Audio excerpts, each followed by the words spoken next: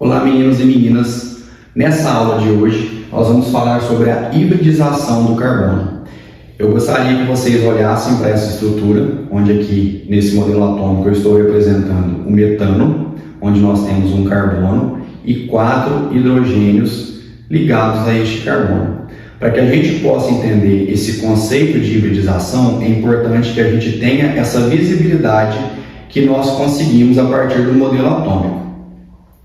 Além disso, nós vamos entender qual que é a importância desse conceito de hibridização e onde nós iremos utilizar esse conceito quando nós formos avançando na química orgânica. Eu sou o professor Gustavo e sugiro que vocês assistam essa aula até o final.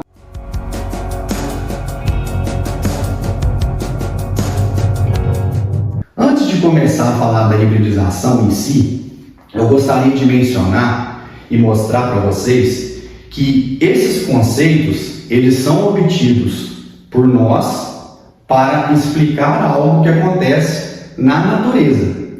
Então, o carbono tem essas características, ele faz esses tipos de ligações e a gente tenta explicar isso da melhor forma possível. E a forma mais aceita para as ligações que o carbono faz é a hibridização. O que significa hibridização? Hibridização é a união. Nesse caso, a gente está unindo dois orbitais diferentes. Dito isso, nós temos 3 tipos de hibridização para o carbono. A hibridização sp3, onde nós temos 4 ligações simples do tipo sigma. A hibridização sp2, onde nós temos 3 ligações sigma e uma ligação pi. E a hibridização sp, onde nós temos 2 ligações sigma e 2 ligações pi. Na hibridização sp3 só existem ligações simples, então o carbono faz 4 ligações simples. Na hibridização sp2 ele pode fazer uma dupla e 2 ligações simples, enquanto que na hibridização sp o carbono vai fazer 2 ligações duplas ou uma ligação tripla e uma ligação simples.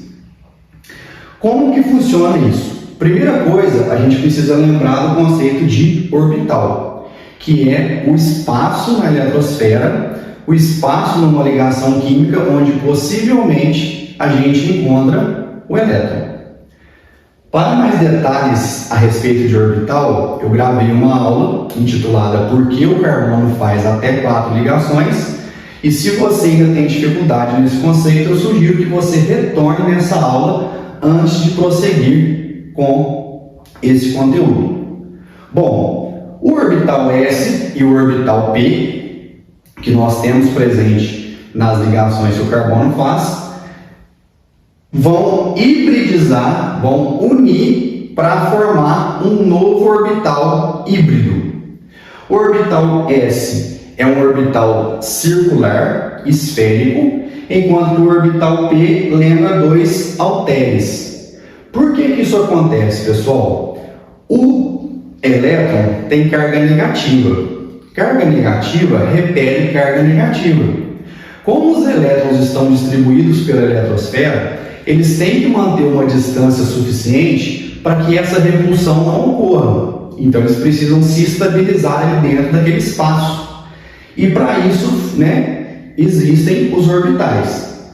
O orbital S, por ser cilíndrico, ele está mais próximo do núcleo, enquanto o orbital P, por ser um orbital que lembra um halter, os elétrons estão mais afastados do núcleo. E isso vai fazer total diferença na distância entre uma ligação química e outra e a posição em que esses elétrons vão se encontrar. Bom, para a hibridização sp3, nós vamos ter então uma geometria tetraédrica. Essa geometria tetraédrica ela é observada na natureza, isso existe.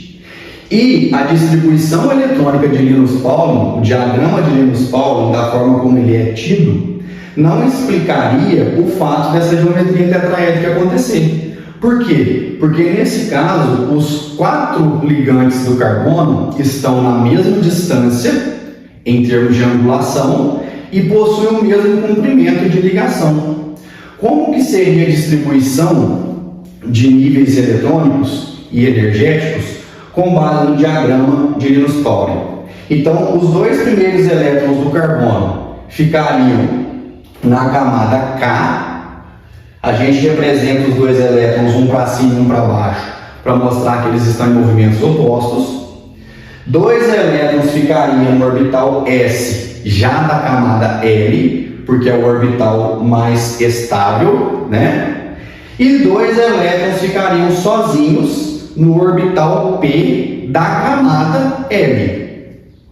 Entretanto, os 4 elétrons que iriam entrar aqui, pela posição de como aconteceria, isso não seria possível para explicar o que acontece de fato com o carbono quando ele realiza 4 ligações simples. Já o modelo hibridizado sp3 explica plenamente isso e, fisicoquimicamente falando, é totalmente plausível. Então, o que acontece? O orbital S da camada K não tem alteração, vai ser sempre da mesma forma. Entretanto, um orbital S da camada L com os 3 orbitais P da camada L se juntam, se unem em um único nível energético. Esse nível energético hibridizado é conhecido como sp3. Por que sp3? Porque teve a união de um orbital S com 3 orbitais P.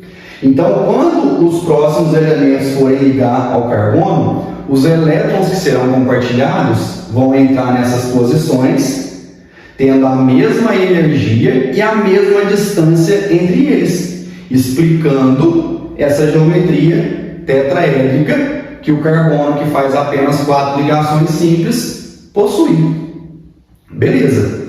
Entendendo isso, a gente passa para a geometria do carbono, que faz hibridização sp2, que é uma geometria trigonal plana. Como que acontece nesse tipo de hibridização? O orbital S da camada K não altera, não vai ter alteração nenhuma. Entretanto, aqui a gente tem a hibridização, a união de um orbital S com apenas 2 orbitais P da camada L, formando então a hibridização sp2. Porque isso explica que 3 ligações são do tipo sigma, são ligações simples, e um orbital P sozinho permanece no seu nível energético acima, menos estável, fazendo com que a ligação que vem aqui a seguir seja uma ligação do tipo π. O que muda aqui? O carbono, que faz uma ligação dupla, ele tem 3 ligações do tipo sigma e uma ligação do tipo π. Ambas são ligações covalentes. Ambas são ligações que unem o carbono a outros elementos. Entretanto, a ligação sigma é uma ligação mais forte do que a ligação π.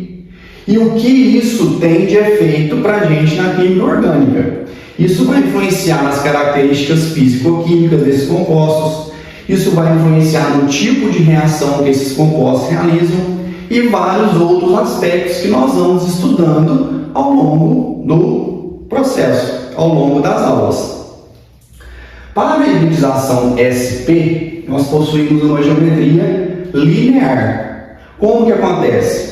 O orbital S da camada K não sofre alteração, e aqui nós temos a hibridização, a união de um orbital S com apenas um orbital P da camada L, por isso sp.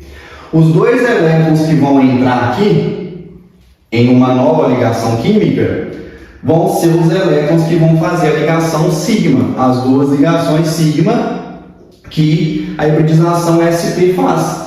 E esses 2 orbitais P que permaneceram aqui em cima, no mesmo nível energético de antes, eles vão fazer as novas 2 ligações, que são ligações do tipo π. Então, essa hibridização, esse modelo de hibridização explica por que o carbono consegue se comportar dessa forma na natureza e por que as ligações vão ter determinados comprimentos e vão ter determinadas configurações e aspectos.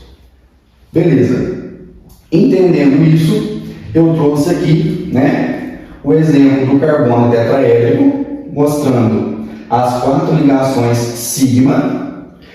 E aqui, na hibridização sp3, a angulação entre uma ligação sigma e outra é de aproximadamente 109 graus. O modelo atômico que eu havia mostrado para vocês explica isso e mostra em detalhes. Então, nós temos aqui, um hidrogênio ligado ao carbono, um hidrogênio e 2 hidrogênios para trás do plano. Quando a gente mede essa angulação entre um hidrogênio e outro, entre uma ligação e outra aqui, é de aproximadamente 109 graus em cada ligação que esse carbono faz. E isso é explicado para manter os elétrons distantes entre si numa posição X que eles se mantenham estáveis. Já para a hibridização sp2, a angulação entre as ligações é de aproximadamente 120 graus e é exatamente o que esse modelo aqui demonstra para a gente. Então aqui a gente tem 2 carbonos, aqui eu estou representando a ligação dupla que esse carbono faz entre si e aqui as 2 ligações simples que esse carbono faz com os hidrogênios e que esse carbono faz com esses hidrogênios. Esse modelo não mostra exatamente como acontece, mas seria aqui no meio uma ligação sigma, que teria então o orbital esférico, e uma ligação π, que seria mais ou menos como se fosse um alter, fazendo uma angulação diferente para que esses elétrons possam se manter o mais distante possível para que eles fiquem estáveis. Quando a gente para pensar na hibridização sp, a angulação já passa para 180 graus. E aqui está representado no modelinho como que isso acontece na prática. Então eu tenho 2 carbonos fazendo 3 ligações e esse carbono ligado a esse hidrogênio, esse carbono ligado a esse hidrogênio. Quando eu faço aqui a medição da angulação dessas ligações, ela é linear, ela tem 180 graus. Quando o orbital S hibridiza com o orbital P, nós temos a formação de orbital híbrido mais ou menos com essa característica. E isso permite explicar por que o carbono consegue fazer 4 ligações simples, 3 ligações simples e uma π, e 2 ligações simples do tipo sigma e 2 ligações do tipo π. A importância desse assunto para a gente, que é bem inicial e que muitas das vezes a gente tem dificuldade de entender, é porque isso vai mudar as características físico-químicas, como eu já disse anteriormente, mas vai tornar um carbono mais ácido, menos ácido, com características mais ácidas ou menos ácidas, ou vai permitir que um tipo de carbono faça uma reação química que o outro não. Nós vemos isso mais adiante. Aqui nós vamos ter aqui os alcanos, aqui os alcenos e aqui os alcinos. Todos os 3 são hidrocarbonetos, mas possuem características diferentes, para que a gente possa seguir nas aulas, seguir no curso de Química Orgânica e entender todos esses processos que virão. A gente precisa entender bem essa parte básica. Eu espero que vocês tenham entendido e nós vamos dar sequência e continuidade com os demais conteúdos.